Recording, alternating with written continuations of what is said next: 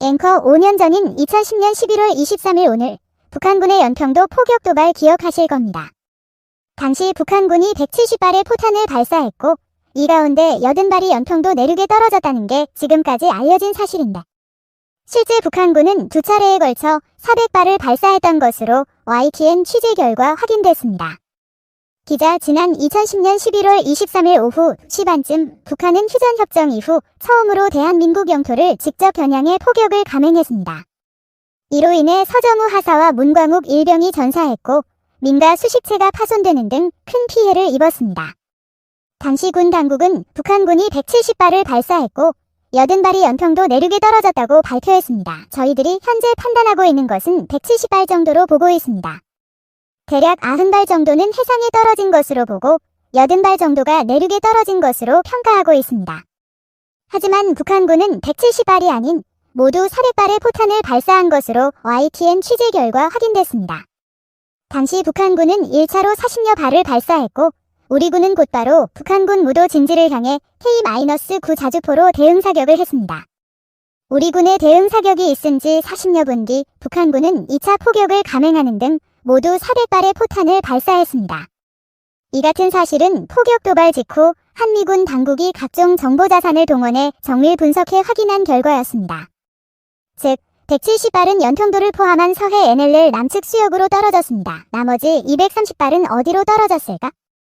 대부분 불발되거나 NLL 북측 수역에 떨어졌습니다. 북한군이 발사한 포탄이 제 성능을 발휘하지 못했던 이유는 포탄이 습기에 젖는 등 평소 무기관리 체계가 허술했기 때문인 것으로 전해졌습니다.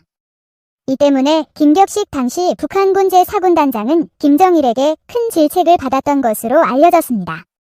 이 정부 연평도 포격사건 공식 명칭 연평도 포격전 변경. 정부가 2010년 북한군에 의해 발발한 연평도 포격사건의 공식 명칭을 연평도 포격전으로 변경했다. 국방부는 31일 이 같은 내용의 지시 공문을 각급 부대에 하달했다고 밝혔다. 연평도 포격전은 2010년 11월 23일 오후 1시 34분 북한의 기습적인 포격 도발에 맞서 해병대 연통부대가 K-9 자주포로 즉각 대응한 전투다.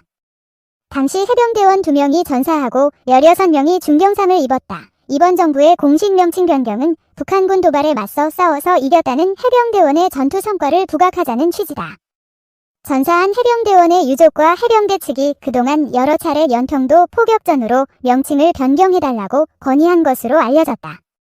문재인 대통령도 지난 3월 26일 서해수호의 날 기념사를 통해 불의의 피격에도 당당히 이겨낸 연평도 포격전 영웅들께도 마음 깊이 감사드린다며 포격전이라는 표현을 썼다.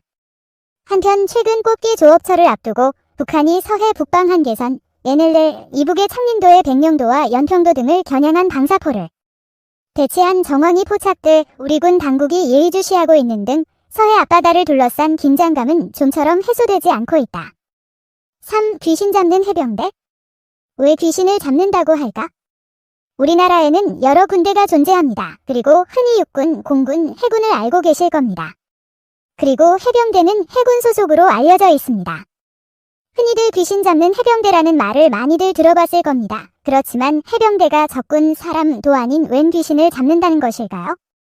해병대는 해군 소속의 전략기동부대로 1949년 4월 15일 진해 해군 덕산 비행장에서 처음 창설되었고 어떤 상황이 터졌을 때 바다를 통하여 빠르게 병력을 투입시켜 초기에 진압이 가능하리라 생각하여 해병대를 창설하였다고 합니다. 그리고 1950년 6월 25일 북한의 남침으로 시작된 6.25 전쟁이 시작되었고 무방비한 상태의 한국은 북한의 기습에 속수무책으로 당했었습니다. 결국 맥아더 장군이 1950년 9월 15일 인천 상륙작전을 시행, 9월 28일 다시 서울을 북한에게서 탈환할 수 있었고 이때 해병대가 큰 역할을 했다고 합니다. 해병대는 인천 상륙작전 이전에도 8월 17일 통영 상륙작전과 미국 해병도 실패했던 1951년 6월 4일 도솔산 전투에서도 승리를 거뒀다고 합니다.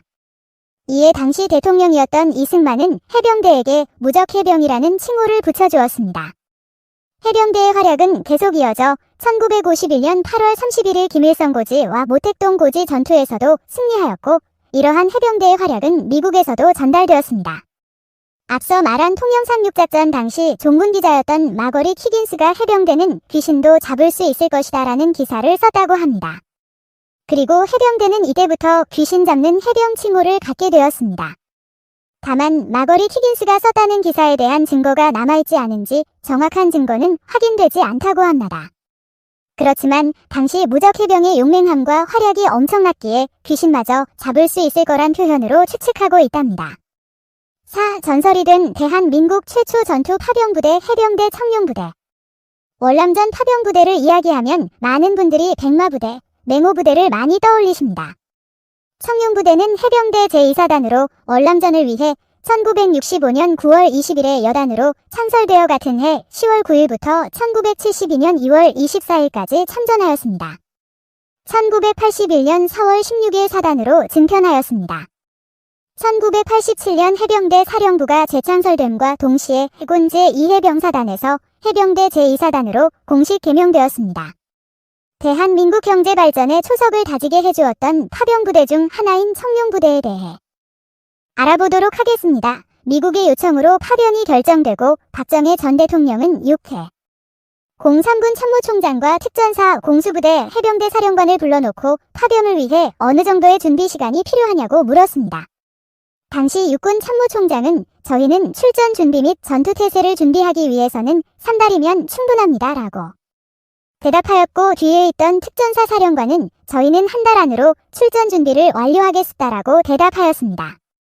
이를 듣고 있던 해병대 제6대 사령관 공정식 사령관은 아무 말 없이 가만히 서 있었는데 박정희 전 대통령은 해병대는 얼마나 걸리겠는가 라고 물었고, 공정식 사령관은 내일 바로 출전하겠습니다 라고 대답을 해버립니다.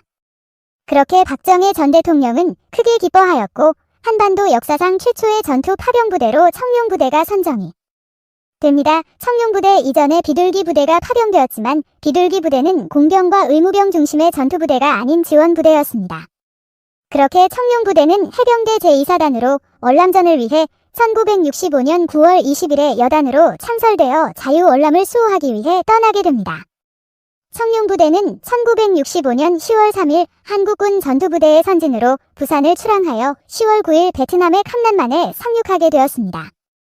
한국해병대는 캄난과 동박힌 지역을 회복하고 같은 해 12월 최초의 여단급 작전인 청룡이로 작전을 전개하면서 투이호아 지구로 이동.